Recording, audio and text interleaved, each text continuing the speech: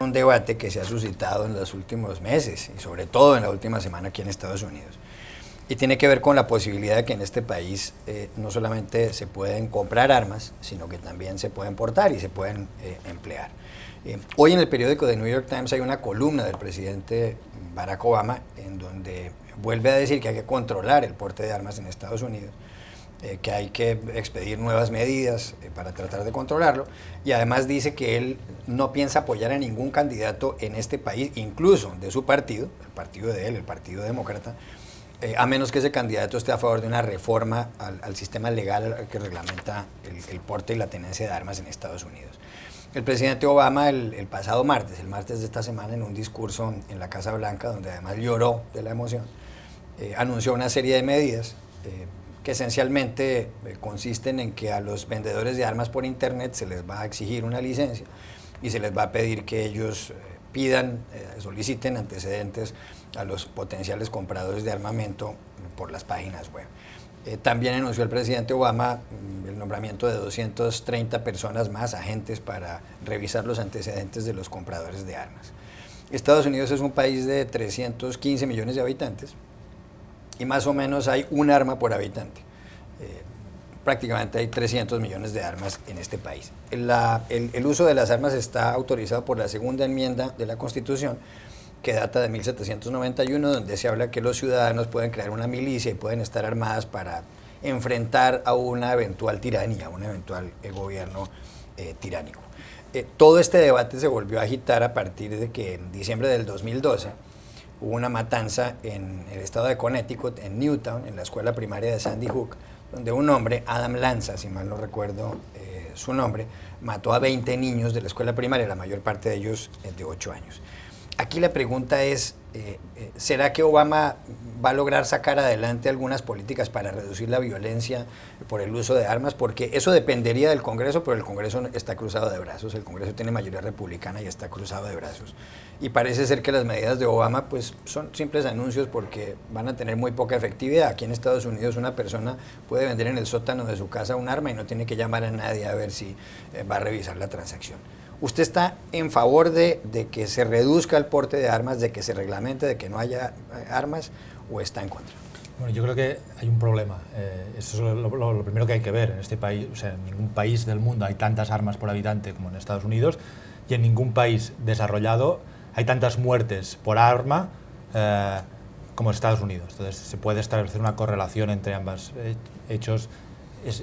Yo creo que esto está bastante claro. La cuestión es si se quiere solucionar o no se quiere solucionar. Yo creo que Obama quiere solucionarlo y yo lo aplaudo, pero también pienso que las medidas que propone son cosméticas, que lo que puede hacer el Congreso será muy difícil que solucione este problema, porque es un problema que ya está ahí. Hay 300 armas, si no se confiscan todas, es muy difícil que... Las armas duran años, no es como... no sé, como un alimento o muchos productos o un mueble de Ikea que se rompe al cabo de un tiempo, ¿no? O un televisor. Una arma dura... Hay armas de la guerra civil, ¿no? Americana o de la Revolución Americana. O sea, una arma dura mucho, ¿no? 300 millones de armas, a menos que se confisquen, no desaparecerán, estarán ahí siempre. Y eso no va a pasar, nadie va a confiscar, no va a pasar. 300 millones de armas en este país. Eso no va a pasar. Y luego está la segunda enmienda, la famosa segunda enmienda de la Constitución, bueno, que yo como no soy estadounidense, me permito decirlo, yo la leo y la he leído y la he releído 1000 veces y yo no veo ahí que autorice a portar armas.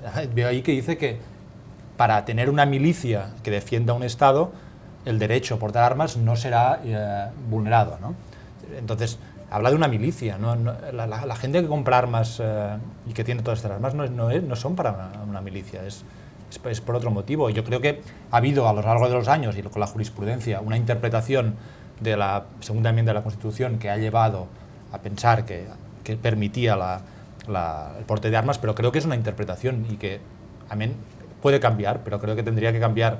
Obama dice que no cuestiona la segunda enmienda tal como se interpreta ahora, pero creo que si realmente tiene que haber un cambio importante, más allá de cambios modestos que tengan pocas consecuencias prácticas, a la larga, algún día el Tribunal Supremo tiene que releer esta segunda enmienda y darle otra lectura, y sobre todo para alinear a Estados Unidos con el mundo, con el resto del mundo y con el mundo desarrollado, donde hay muchas menos muertes por armas y hay muchas menos armas circulando de la manera que circulan en este país. En ningún otro país avanzado del mundo, y lo ha dicho el presidente Barack Obama, hay tantos muertos por arma de fuego. En Inglaterra no hay tantos muertos, ni de lejos, ni en Alemania, ni en Francia, ni en España, donde está prohibido el porte de armas. En este país hay 32.000 muertos por armamento, por arma de fuego. Las 2/3 partes son suicidios, pero también hay homicidios y demás, y ha habido casi una matanza diaria el año pasado. ¿Usted está de acuerdo con el porte de armas en este país, con la posibilidad de comprar armas o no? Estoy de acuerdo con el derecho a portar armas. Nada más quiero sacar este gráfico, que es la tasa nacional de homicidios de Estados Unidos de 1970 a la fecha. Cuando el presidente Obama habla de una epidemia de armas y que estamos ante una crisis, podemos ver que estamos ante la menor tasa de homicidios de Estados Unidos en 40 años. Así que no sé cuál epidemia se está refiriendo, pero vemos en este gráfico podemos ver dos cosas muy claras. ¿Qué pasa en 1990, en el 1993? Los estados en Estados Unidos empiezan a relajar sus leyes respecto a posesión de armas. Empiezan a adoptar un sistema llamado shall issue, que es que se invierte la carga de la prueba a la hora de solicitar una licencia para portar armas, y en lugar de la persona tener que demostrarle al Estado de que uno necesita un arma, lo cual llevaba a que muy pocas licencias fueran emitidas para portar armas de fuego, se invierte el peso de la prueba y más bien el Estado tiene que demostrar que esa persona que está solicitando un permiso no puede portar un arma. ¿Qué sucede? Empieza a aumentar significativamente la cantidad de permisos de portación de armas en Estados Unidos. Vemos lo que pasa con la tasa de homicidios en Estados Unidos. Empieza a caer significativamente. ¿Qué pasa? En el 2004 expira la prohibición sobre las armas de asalto. Las armas de asalto, la prohibición que fue impuesta durante la administración Clinton, expira en el 2004. ¿Aumentó la tasa de homicidios? No, continúa bajando y hoy nos encontramos en una tasa de homicidios históricamente baja en los últimos 40 años. Así que no existe una relación de, como nos quieren presentar, de que más armas, más crimen, todo lo contrario. Si nosotros podemos ver la relación, es que entre más se han relajado las leyes de portación de armas, más ha caído la tasa de homicidios en Estados Unidos. Sobre el tema de la segunda enmienda, tenemos que recortar el contexto de la segunda enmienda. La segunda enmienda es parte de un paquete que era el Bill of Rights, que eran 10 enmiendas constitucionales, la Carta de Derechos, las cuales todas las enmiendas en esa Carta de Derechos protegen derechos individuales. Así que decir que la segunda enmienda no protege un derecho individual a portar armas, sino que era un derecho colectivo de milicias, sí, no va en el contexto de lo que fue toda la protección de las libertades individuales garantizadas en la Carta de Derechos. Iba a contestar algo, Marco Asensio. No, disculpa.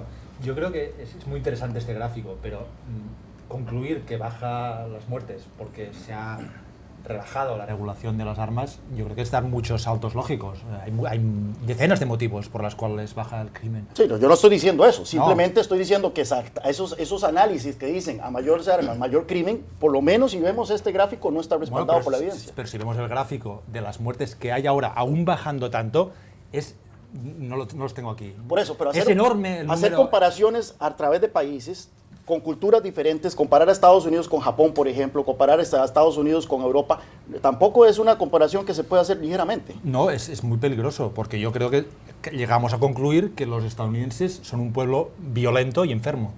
Es decir, que no matan más porque tengan más armas. Esta sería la lógica de los que defienden que no hay ningún problema, ninguna relación. No matan más porque hay más armas, matan más porque son más violentos. Y yo no quiero creer que un estadounidense es un ser humano distinto a un europeo, a un latinoamericano, claro, a un asiático. Pero hay cosas curiosas. Por ejemplo, Colombia es un país que tiene la misma población que España, más o menos 45 millones de habitantes.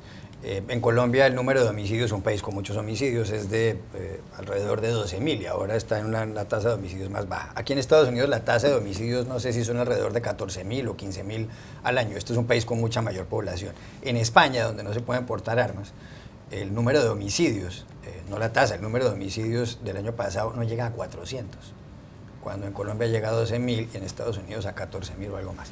Pepe López Zamora. Sí, definitivamente. Yo creo que la correlación que sugiere, en este caso mi amigo Juan Carlos, no es exactamente Yo estoy sugiriendo correcta. correlación. Dijiste, no hay una correlación entre más homicidios y más armas. Y el hecho real es de que en este país, y lo mencionó el presidente en su asamblea, sí hay una correlación en aquellas ciudades específicas donde ha habido políticas más restrictivas de armas, la caída de los homicidios ha caído en relación con aquellas ciudades donde ha habido políticas más liberales. Ahora, esta argumentación en el sentido de que si no resuelves todo el problema, es decir, todas serían medidas cosméticas, ¿no? Si no resuelves el problema de las muertes en la carretera de inmediato, no vamos a poner una política de señalizaciones o evitar que la gente mande textos o evitar que la gente no consuma alcohol o drogas cuando maneja. Esta serie de políticas tiene un efecto gradual y progresivo y en mi opinión personal, en este caso creo, que lo que está haciendo el presidente es tratar de empezar a cambiar la ola de opinión pública en el tema de las armas. Y eso me parece una cosa más importante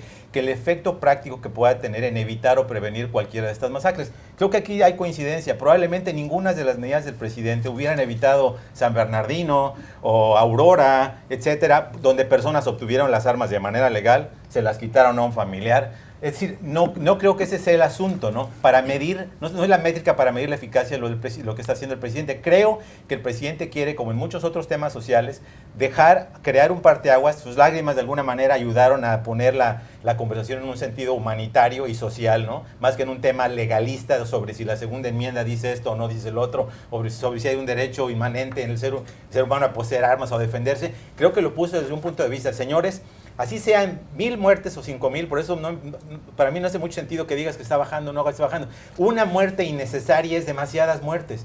2/3 partes de las muertes son por suicidios. 11,000 muertes son de menores de 18 años. Miles de niños han muerto en una década por accidentes en sus casas por las armas. Las armas están matando a las personas y en la medida que empieza a cambiar el tono y el sentido de la conversación nacional sobre el asunto de las armas, creo que hay una posibilidad mayor de que en el largo plazo se cambie esta mentalidad y se aprueben leyes progresivamente más útiles en el tema.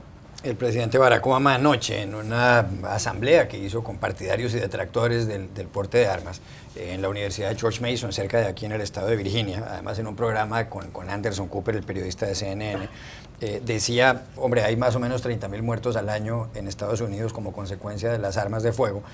Si lográramos por lo menos reducir eso en 2,000, sería una cifra muy alta, es decir, reducir el número de muertos o el duelo para 2,000 familias al año sería ya demasiado.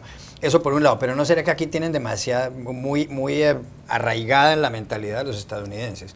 Como señalaba David Coppel, un investigador del Cato Institute y miembro de la Asociación Nacional del Rifle, el hecho de que los norteamericanos pudieron independizarse de Inglaterra porque tenían armas y no logró el imperio inglés confiscarles ese armamento a la hora de la secesión. No han pasado varias décadas desde ese momento como para que ese argumento siga vivo, pero sigue vivo, Juan Carlos. Lo que ha pasado es que el presidente Obama ha estrellado con unas políticas concretas, se ha estrellado contra las convicciones de más de la mitad de la gente en Estados Unidos que tiene esa enorme creencia en la libertad individual. La restricción de las libertades de todas maneras preocupa en un país como este. Es como decir que entonces los autos se prohíban porque son un causante principal de muertes en Estados Unidos. Lo que pasa es que lo que ocurre en este momento con el tema de las armas es como si fuera un virus. Es un virus donde mueren 32,000 personas al año. Si aquí se murieran 32,000 personas al año con un virus de una mosca extraña, se tomarían medidas, y medidas que de pronto restringen las libertades individuales, medidas como no darle la mano a la gente en público, o de repente tener la obligación de lavarse las manos antes de entrar a un lugar, o andar con la boca tapada. En este momento lo que está haciendo Obama con los poderes limitados que tiene la rama ejecutiva es hacer justamente una serie de medidas que puedan de alguna manera frenar este virus. Lo que pasa es que se está estrellando con el miedo, con la inseguridad, con una campaña presidencial donde se usan frases irresponsables como la de Ted Cruz, que dice Obama wants your guns, Obama quiere sus armas como parte de su campaña. Y el jugarle a los miedos, a las inseguridades y a las paranoias de la gente es una herramienta política importante. Obama está haciendo lo que puede, está demostrando que no es un pato cojo, está dando titulares aún en los últimos meses de su presidencia, dará seguramente más la semana entrante en el discurso del Estado de la Unión, es limitado lo que puede hacer. Volvieron a subir las ventas de armas gracias a esas medidas y lo que está generando es una brecha aún más grande que seguramente solo se va a resolver con una generación. Juan Carlos. Yo nada más quiero aclarar dos cosas. Por un lado, se dice, bueno, efectivamente 30.000 muertos al año es una cifra espeluznante. 2/3 de estos son suicidios y no existe evidencia que indique que la presencia de un arma hace que la gente tenga más posibilidad de suicidarse o no. No existe investigaciones. Yo he leído papers al respecto. Tampoco hay investigaciones de que no. Tampoco hay investigaciones de que no, pero simplemente no hay una relación. Entonces no podemos saltar a la conclusión esa. Mencionabas vos de que las ciudades con mayores restricciones de armas es donde hay menos crimen. Bueno, ¿dónde está la epidemia en este momento de crimen? Si no es en Chicago y es una de las ciudades con mayor controles de armas en este momento. ¿Por qué hay tantos muertos en Estados Unidos con armas? Bueno, también porque hay mucha violencia de pandillas. Está relacionada al tráfico de drogas.